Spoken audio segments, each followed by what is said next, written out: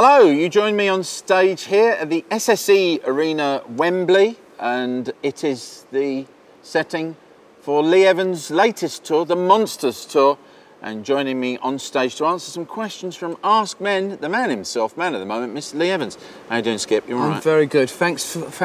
Lovely to see you, Phil. Always a pleasure to be here on these large and uncomfortable chairs. I do love a large, uncomfortable chair, don't you? We will pile straight in if we may, dear boy. Okay, first question here. You pack out gigantic stadiums, have broken the world record for a solo act performing to the biggest comedy audience in 2005. Is it still nerve-wracking, or is this old hat to you now? No, it's incredibly nerve-wracking. I mean, we're sat here. We're sat here on this stage. You can look out. It's vast. But I'm a very nervous performer.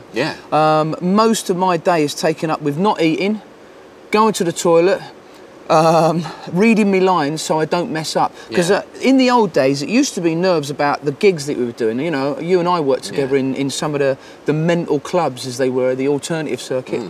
And in those days, you know, you might turn up at a college or a student union, they stand on a crate, and you sort of do your stuff with, oh, we don't have a microphone, so just shout if you can. And in those days, it was all about trying to get through the gig. But these days, it's all about trying to make it as good as possible.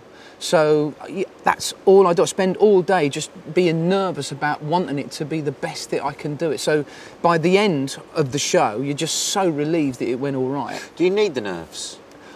People say that you need nerves, don't they? They go, oh, yeah, but you need a bit of that, it helps you through. I'm not sure, because I've come across performers and they're so relaxed. As soon as they walk on stage, they go mental. They go absolutely mental. And you just go, do you really need the nerves? I don't know. I think it's horses for courses. You know, whatever gets you go, I think. You know, some people are really calm, some people are really nervous, like myself. It's whatever gets your goat. Question answered. Hey, how do you psych yourself up for a gig? Do you have a pep talk or routine you always go through? I usually, because I'm so nervous, I'll run up and down the corridor for about half an hour before. Is this why you do arenas? Just more running space? Yep, you know, it's a good way of keeping fit. I mean, if I do a small gig, it's not enough space for me. No, so I just run up and down and look at my notes and everything, and then try to... I mean, I stand back, this curtain here opens, and I'm standing back there just before the announcement, and I'm absolutely petrified. Absolutely petrified. And as you walk up these stairs here, only in my head, you walk, it's like walking over a line, like treading over a line, and once you're out here, and after your first joke, then you can start to relax a little bit.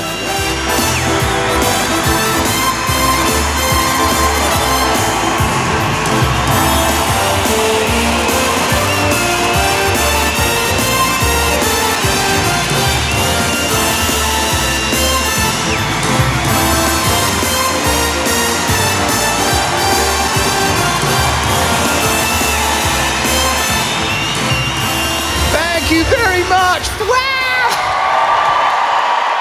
Is it quite, as a performer, quite a sort of freeing thing to get over that initial moment? Yeah, I just want it to start. Let's get it on already. God, I'm sat in my dressing room. I can hear the audience. I mean, with a gig this size, you know, this is 10,000 people. You can hear them breathing. You know, and I don't... The people that come to our gigs, you don't want to let them down. You just want to be the best that you can. And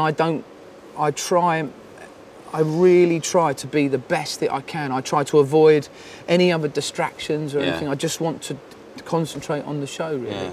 They're crap, the weatherman these days. They've given up trying to predict the weather because it's so unpredictable. All they can really tell us now with certainty is the day and the time, because they got that clock in the corner of the screen that counts for the next few days.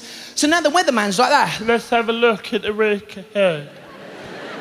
Well, tomorrow it's going to be Tuesday.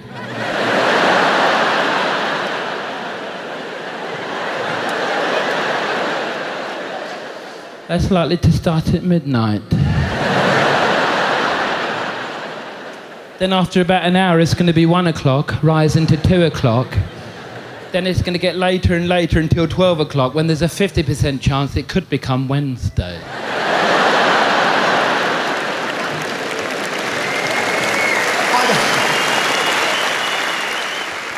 Here we go. It's what advice can you give our readers? How do you hold the attention of an audience? My philosophy is to have a good beginning, a good middle, and a good end. But always open up with something. Always have a good opener.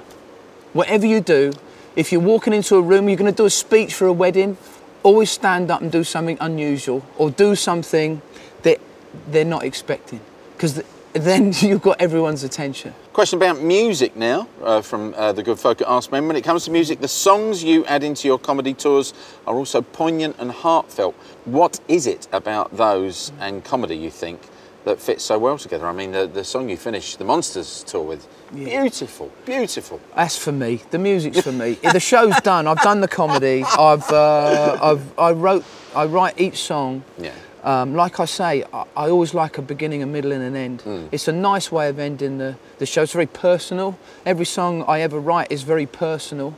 And this one is about my wife. And I kind of like things in the show where there's lightness and darkness. I like a bit of pathos and those different aspects of the show that you kind of go, oh right, we're going to go over there now and do a bit of pathos or a bit of a song. And I grew up my dad was in the business, so I grew up in this sort of family of going around doing the clubs and theatre. So it's kind of in me somehow to sort of do something musical.